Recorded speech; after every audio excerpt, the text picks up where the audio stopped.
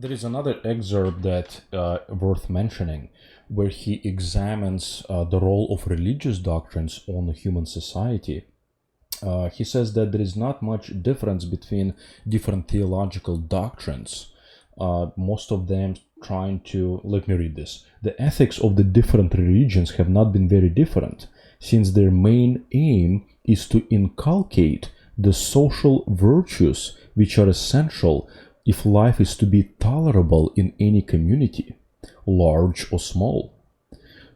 And then he goes through comparison Christian and Muslim doctrines. And, they have different religions, but they inculcate very similar social standards, or, some kind of social standards by which a human needs to live in order to be, part of a society. And that's what most people do. They, follow some kind of social creed that is instilled by their system in order to be part and parcel, to be part of society, to feel normal. That's something that I looked at in my previous quick talk and in my blog post of what is normal.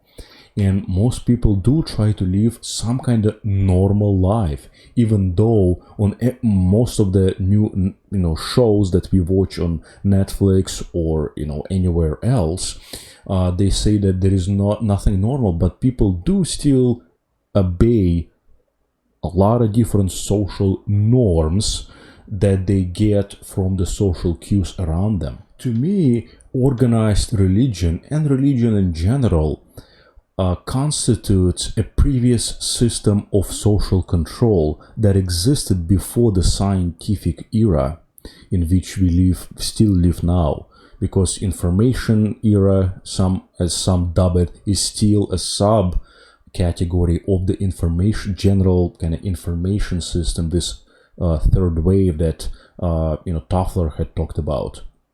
So it is a previous system of control in which you are conditioned to behave in certain fashion and follow certain social norms. That's what's inculcated into you. So you are a good member, a good cog in the machine, a good member of a society, and that you have, and that you fit in. Because one thing that any kind of governing system, any governance that is present in any country, any empire doesn't want you to do, they don't want you to question and shake the fundamentals of the system. They want you to be a part of the system. They want you to obey all the social norms. That's what the system is designed to do, for you to be part of it, whether you like it or not. What religions also do, they give you a general narrative by which to follow, which you did not come up with yourself. It doesn't come from your experience. It doesn't come from your knowledge. It comes from the centuries. If it's an old religion, comes from the centuries of different thinkers coming out and refining different concepts within that system. So, but it is still an overarching system that it is like a machine that still,